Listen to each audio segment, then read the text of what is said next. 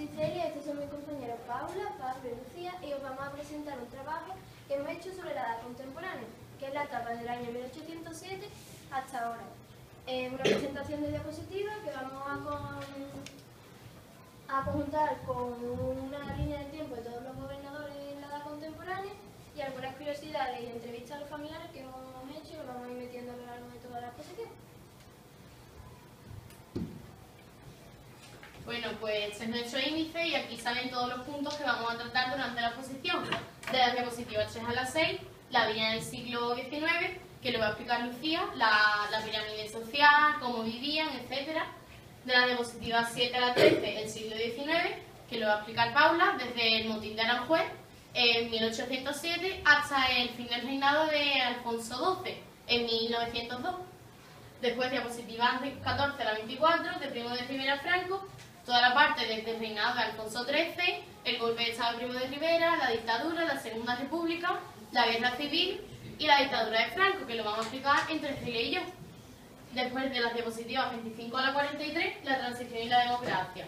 La transición sería la parte desde que muere Franco en el 1975 hasta el 1981, que dimite a Adolfo Suárez como presidente del gobierno, y la voy a explicar yo. Y la democracia es toda la democracia actual, que la va a explicar Celia. Además, en esta parte hemos introducido tres diapositivas sobre la banda terrorista ETA, que la voy a explicar yo y Pablo. Después, la fuente de herramientas, los realizadores de trabajo y el fin. La contemporánea es una época caracterizada por la revolución y los cambios que hubo. Están aquí. Arística, política, etc. La sociedad del siglo XIX, se dividía en tres clases sociales. Las clases sociales, no las clases altas, las más ricas.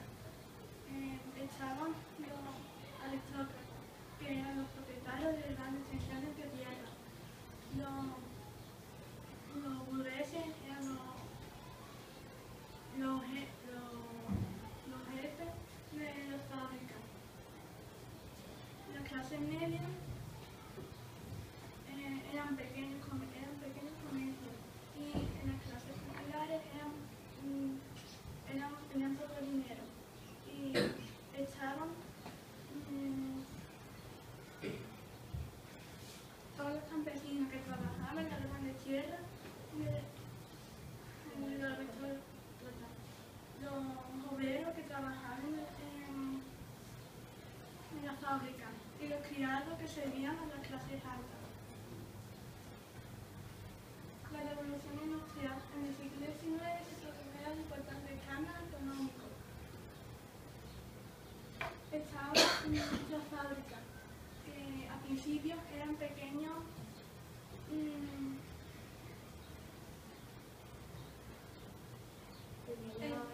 talleres, y al principio se cambiaron, fueron fábricas que estaban en medio de las ciudades. La industria textil son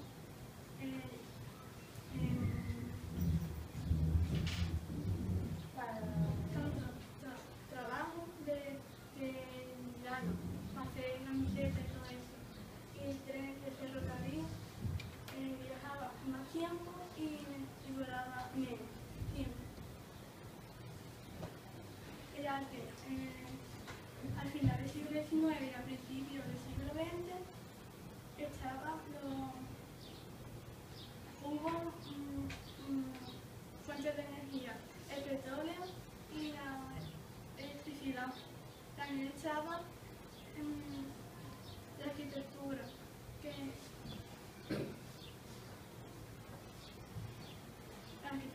era el edificio modernista, se construía con cristal y con hierro y con figuras de la naturaleza. Destaca Antonio Gaudí. La pintura está impresionista, que lo más importante de un cuadro es la pintura. Y destaca Sorolla y Darío de Goya. El siglo XIX. 1807, Francia y España firmaron un tratado que permitía a las tropas francesas atravesar España para conquistar Portugal, pero las tropas francesas se saltaron el tratado e invadieron algunas ciudades españolas. Los españoles no estaban contentos con Francia y estalló el motín de Aranjuez en 1808. Ante la presión, el rey Carlos IV tuvo que ceder el trono a su hijo Fernando VII. Napoleón Bonaparte aprovechó el malestar de la Real Familia Española y reemplazó a Fernando VII por su hermano José Bonaparte. Los españoles no querían tener un rey francés y el 2 de mayo de 1808 se sublevaron contra los franceses.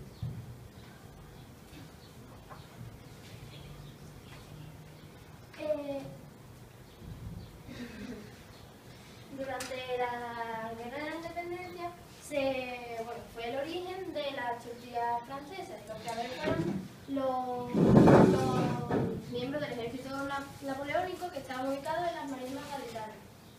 Como no tenían ningún alimento con que complementar sus huevos, pues nada más que usaban los huevos que movían y echaban al fuego como se sigue haciendo hoy en día. Y pues, para que lo probéis, aunque todo el mundo ya sabrá cómo es, hemos traído tortillas y mientras que Paula explica las vamos a repartir.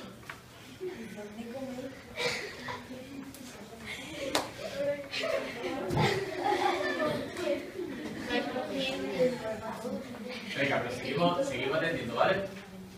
Durante el desarrollo de la guerra, la población española se dividió en dos grupos. Estaban los patriotas, que querían que Fernando VII volviera al trono. Dentro de este grupo estaban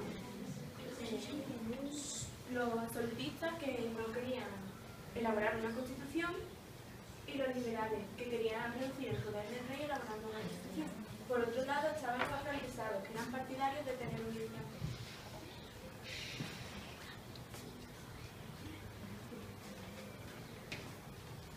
El 14 de septiembre de 1810, las Cortes Generales de España se reunieron en el Oratorio de Cádiz San Felipe Neri. Allí, los diputados electos se reunieron para elaborar la primera Constitución de Cádiz.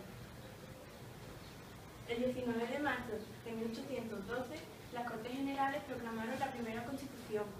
De ahí el nombre de la Pepa, ya que el 19 de marzo es el día de San José. La Constitución de Cádiz finalizó la Inquisición y limitó el poder de la monarquía. La Pepa fue muy importante para todos los españoles, ya que establecía una serie de derechos y obligaciones. Por ello hay un monumento en Cádiz en su honor. Fernando VII pretendía ser un rey absolutista y persiguió a todos los liberales. Algunos tuvieron que huir de España para no ir a la cárcel. Otros empezaron con los pronunciamientos militares. En 1816 se independizó Argentina, la primera en hacerlo, y para 1824 se independizaron todos excepto Cuba y Filipinas. Isabel II llegó al trono en 1833, con tan solo 3 años.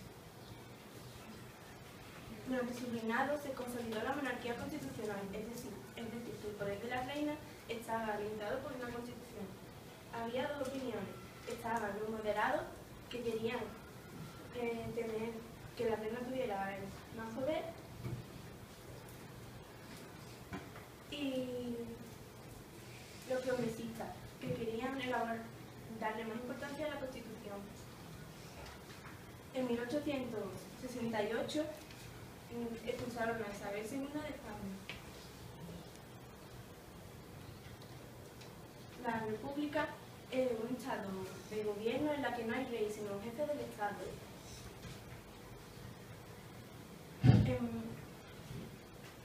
El 11 de febrero de 1873 se proclamó la Primera República en España. Fue un periodo corto, caracterizado por la inestabilidad política. Se enmarca dentro del sexenio democrático, que comienza con la Revolución de 1868. Este dio paso al reinado de Amadeo de Saboya, un monarca extranjero que solo duró 2 años, y finalizó con el pronunciamiento del general Arsenio. Cuando finalizó la República, Alfonso XII reinó en España.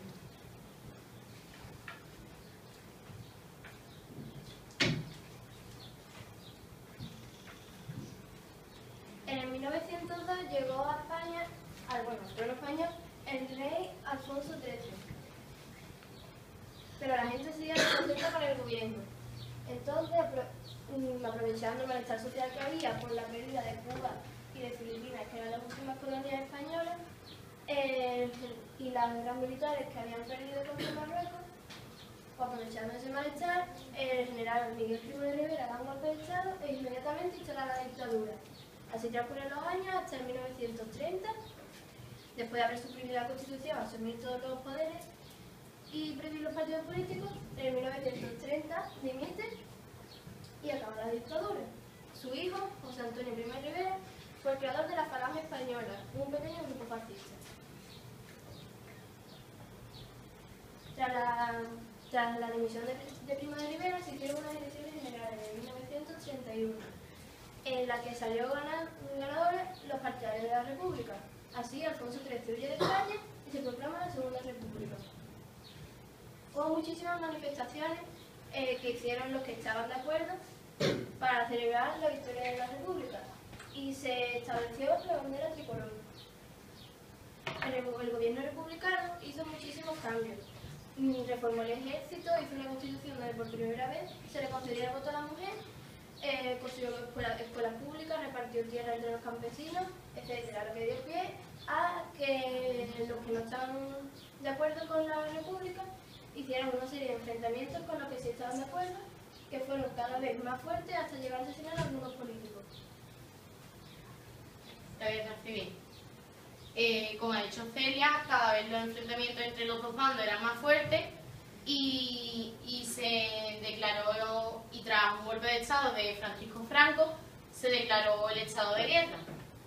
El 18 de julio de 1936, Francisco Franco, con algunas de sus tropas, da un golpe de Estado, pero fallido, es decir, desemboca en una guerra que dura 3 años. Aquí voy a poner un vídeo y voy a explicarle un poco por encima las etapas de la guerra.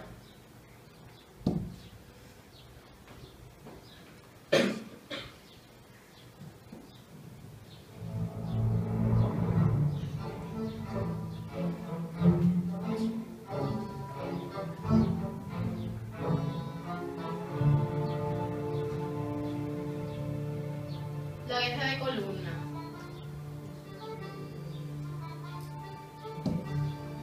El primer objetivo que tenían las tropas militares del bando nacional era tomar Madrid. Para ese objetivo presentaron la estrategia de ir en pequeñas columnas desde todos lados de España, que esas pequeñas columnas se desplazaban a pie o en vehículo.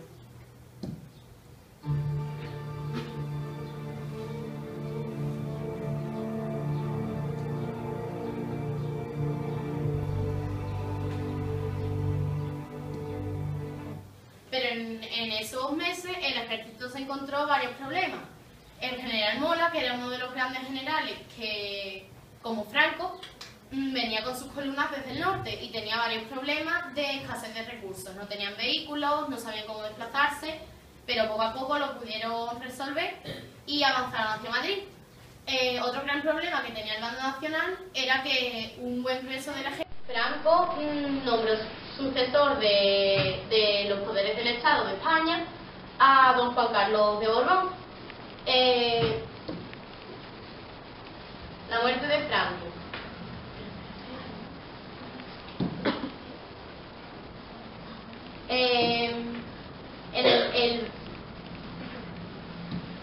El 20 de noviembre de 1975 muere Franco tras una larga agonía causada por una enfermedad que le diagnosticaron unos 3 meses atrás. Aquí tenemos la esquela o la lápida, y estos son todos los periódicos que anunciaron que el caudillo había muerto. Y aquí está Arias Navarro, que era uno de sus más amigos y pertenecía al gobierno con él, anunciando su muerte.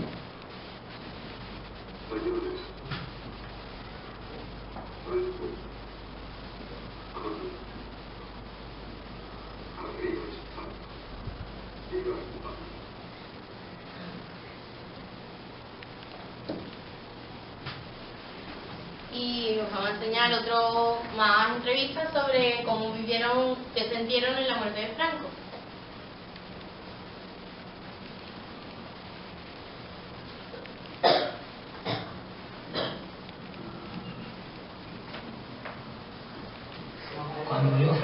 mí la muerte fue indiferente.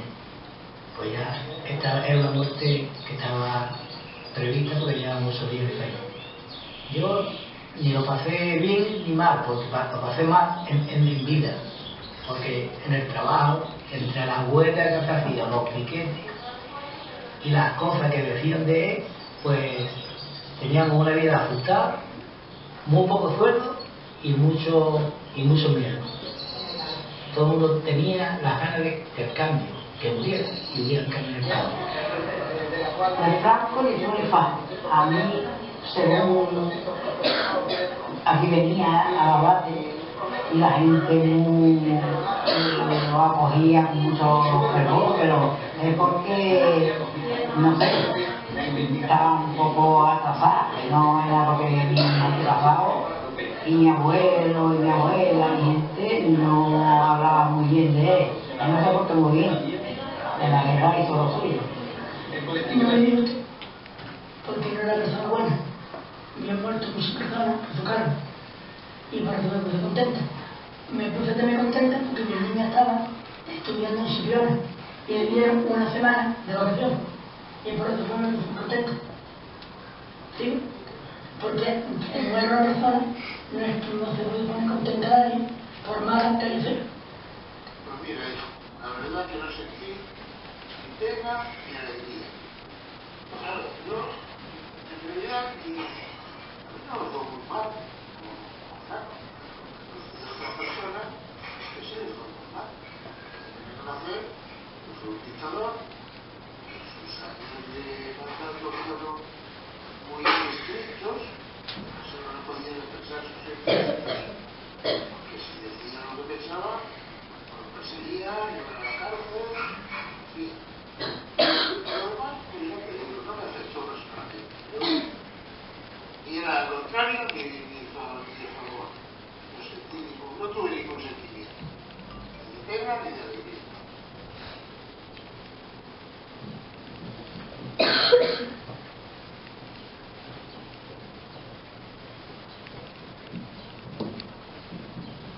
Bueno, la transición y la democracia. La transición. En 1975 muere Franco y a los 2 días se jura el rey, aquí tenemos un vídeo del juramento del rey que fue a los 2 días de la muerte de Franco. Lo vamos a poner. Señor, por Dios y sobre los santos evangelios, cumplir y hacer cumplir las leyes fundamentales del reino y guardar lealtad a los principios que informan el movimiento nacional. Si así lo hicierais, que Dios os lo premie, y si no, que os lo demande.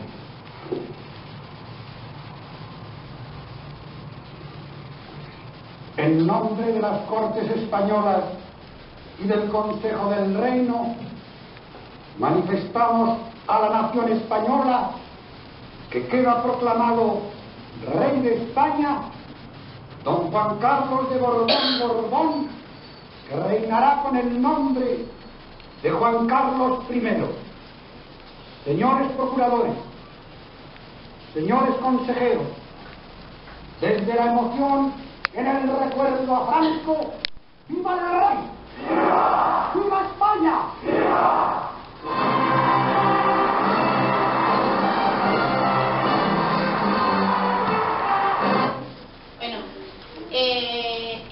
Tras varios meses, el rey Juan Carlos tenía en sus manos el futuro de España, podía elegir si quería una democracia o lo que quisiera. Afortunadamente para algunos y desafortunadamente para otros, eligió a Adolfo Suárez como presidente del gobierno y quería una democracia. Adolfo Suárez, que es está jurando su cargo. La misión que tenía Adolfo Suárez era juntar a todos los partidos políticos que habían vuelto del exilio tras la muerte de Franco, juntarlos en una mesa en el Congreso a hablar, firmar, hacer una constitución, conversar y pacíficamente para llegar a un acuerdo. la gente que estaba muy acostumbrada a que lo que se hacía era lo que dijera Franco, que era todo derecha radical, no entendía eso de que Suárez fuera del Centro Democrático, de UCD, ni que se pudieran juntar los partidos de derecha y de izquierda y pudieran hablar normal. Tras 2 años, 3 años, aquí vemos a Adolfo Suárez solo en el Congreso de los Diputados, ya que la gente un poco pasaba de él. Fueron unos años muy difíciles, pero tras esos 2 años se proclamó una constitución y unas elecciones en el 1977. Se votan las elecciones y sale otra vez ganando UCD, Unión Centro Democrático, y como Adolfo Suárez sigue siendo presidente del gobierno, pero esta vez elegido por el pueblo español.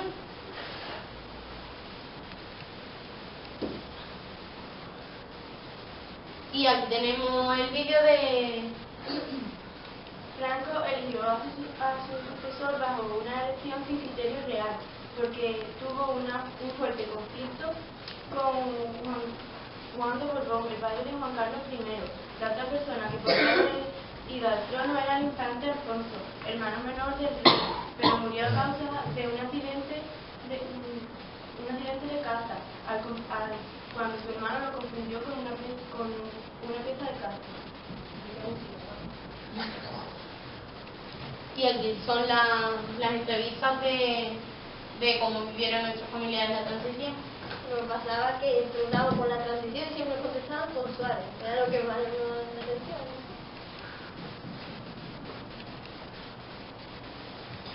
La transición la viví yo con alegría. Yo quería que saliera un partido de izquierda para el cambio democrático, pero salió el centro derecha, que tampoco fue muy malo. El presidente Suárez fue un buen presidente, pero yo me gustaba más la izquierda. Felipe González me gustaba mucho, lo había escuchado más, pero salió Suárez. Suárez era un buen hombre y un buen presidente. Y el tiempo que estuvo, llegó todo el mundo contento, porque el cambio fue muy bueno, en particular para los trabajadores. Suárez no sabemos ni Dios.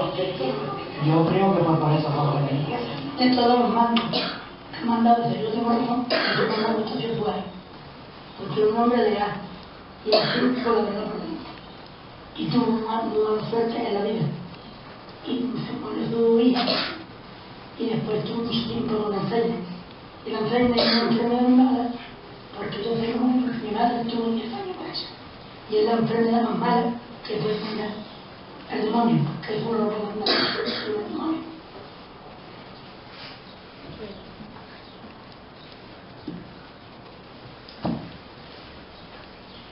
La Constitución del 1978. Un año después de las elecciones generales, se aprobó la Constitución que tenemos actualmente, la de 1978. Ahora aquí aparecen don Juan Carlos I de Borbón y Borbón y doña Sofía de Grecia firmando la Constitución. Este es el libro de Constitución. El monumento que se construyó hace varios años a la Constitución en Madrid. Y tenemos aquí una especie el escudo de España con una especie de anuncio de la Constitución. Los principios de ETA.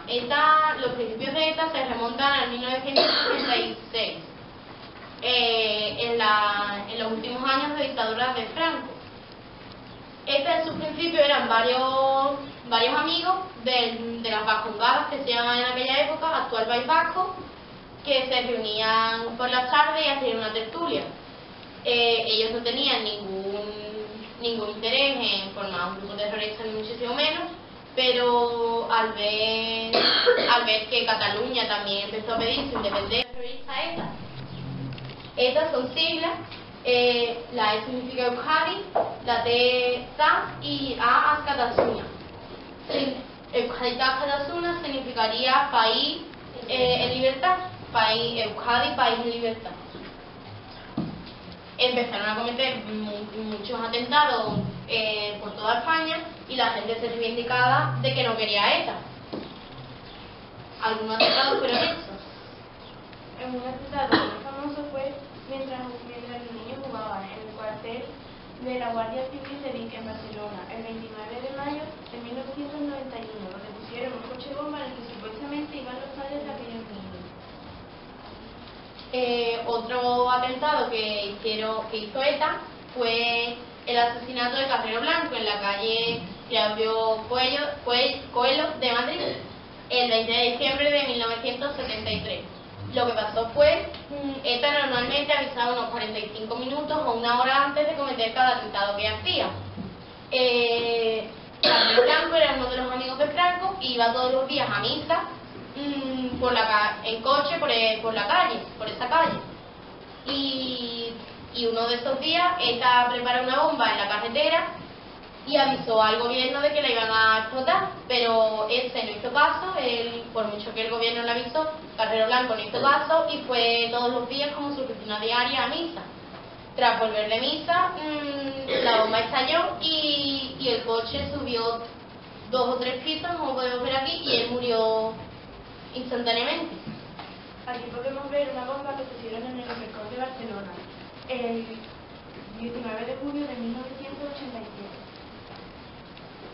Esto es un atentado que hicieron con la cafetería Rolando en Madrid el 13 de septiembre de 1974.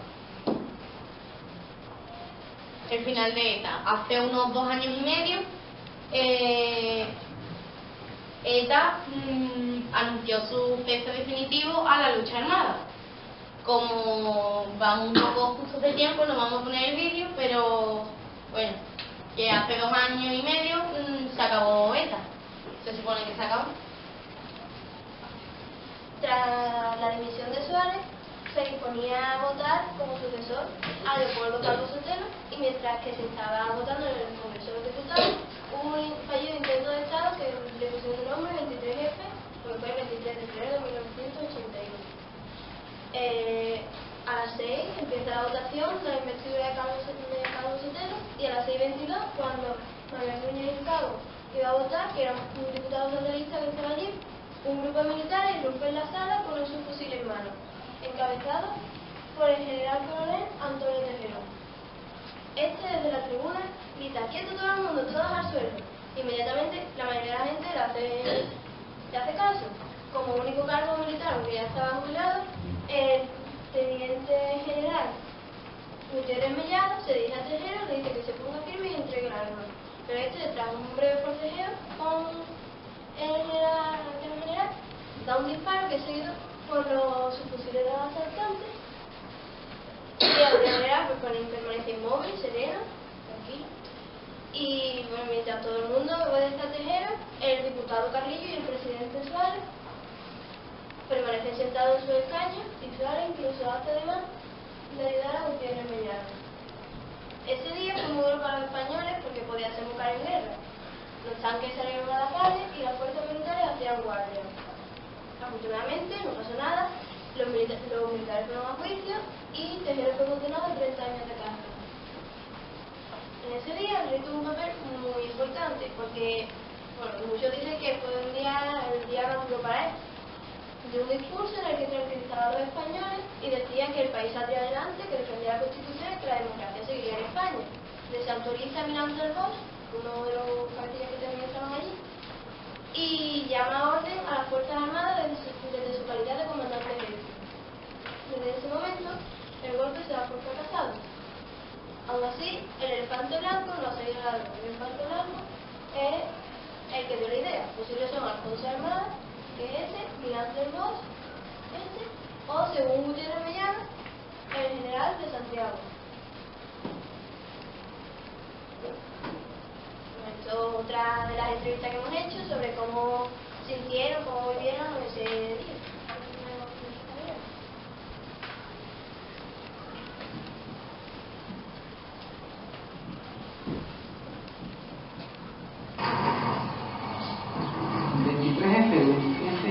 Yo era muy pequeño, tenía 8 años, recuerdo poco, recuerdo que estaba viendo la televisión y cortaron la emisión de los dibujos animados que yo estaba viendo, y mis padres, en este caso, los abuelos, estaban muy preocupados por lo que estaban viendo.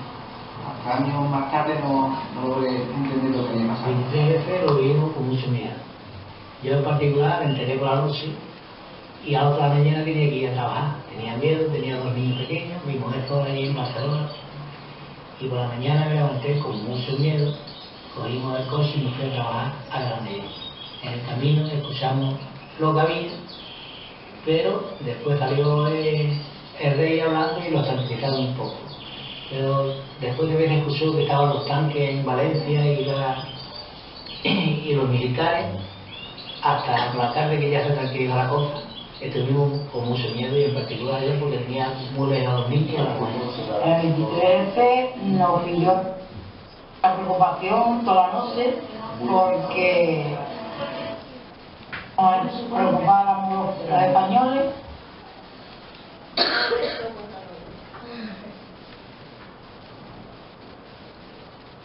Finalmente, tras el 23F, Leopoldo Cabo Sotelo toma el mando de España durante ese año, que era el último que le quedaba a la Unión Centrodemocrática de la dictadura. Y en el 1982 se hacen otras elecciones generales donde sale ganador Felipe González, al frente del PSOE. Cumple sus 4 años de legislatura. En el 86 hace que España entre en la Comunidad Europea y en el 95 concede los últimos estatutos de autonomía que quedaban, como por ejemplo el de Ceuta. Así va cumpliendo años hasta el 96, que se hacen otras elecciones generales, ya lo sabéis. Entonces fue presidente durante 14 años, del 82 al 96. En la elección del 96 salió Aznar al frente del PP. España adoptó el euro sustituyendo la peseta. Bueno, 3 días antes de las elecciones del 2004 hubo un atentado terrorista en Madrid que fue un papel fundamental para que Aznar no volviera a ganar las elecciones, ya que había dicho muy seguro que había sido ETA y como que destapó un anterior logro del gobierno que había estado antes, que fue la casi desaparición del grupo terrorista. Así la gente cuando vio que no había sido ETA,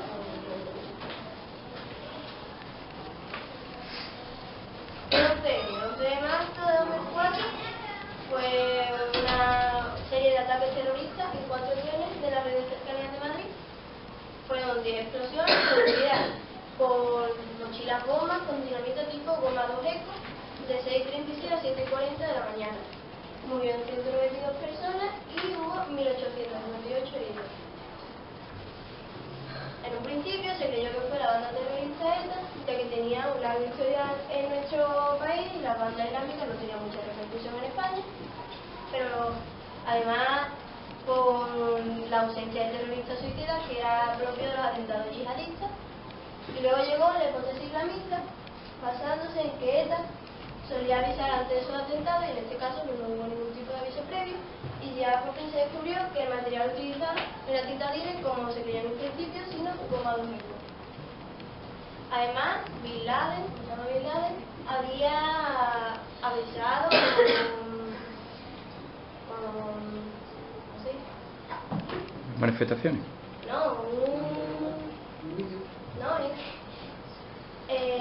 Advertido, amenazado a España anteriormente por las guerras de Irak y Afganistán, en las que había participado, y en la lucha de Estados Unidos contra Arabia tras el 11S. Así se formó un triángulo. Por un lado estaba Arabia con su banda terrorista más conocida, que era Al-Qaeda, que hace un atentado contra Estados Unidos, que es llamado 11S.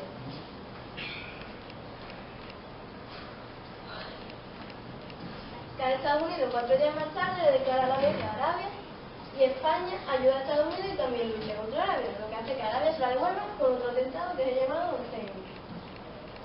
Finalmente se descarta la culpabilidad de ETA y se da por seguro que ha sido Al-Qaeda, el mismo causante del derrumbe de las Torres Gemelas el 11 de septiembre de 2001, al estrellar 2 aviones contra los edificios.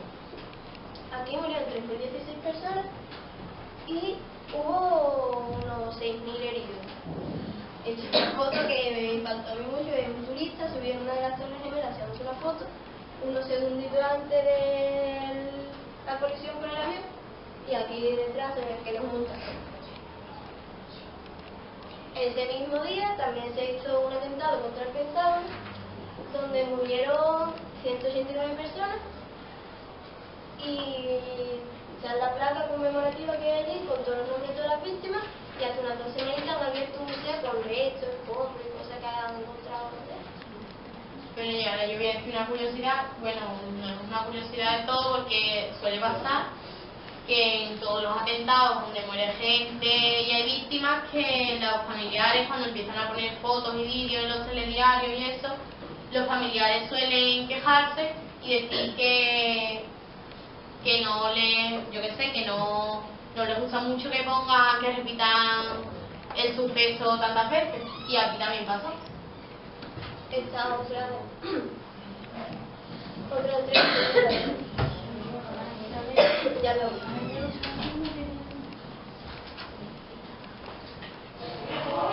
Pues según tengo yo caminando hacia la universidad. Lo escuché la noticia por el camino en la radio y una vez llegado al cárcel, el resto de los compañeros me lo confirmaron y durante 2 días intentamos estar un poco atentos a las noticias porque había una gran confusión. Como todo el mundo pensaba, sino que se hace presidente del gobierno, José Luis Rodríguez Zapatero, y el PSOE. Empezó 4 años de legislatura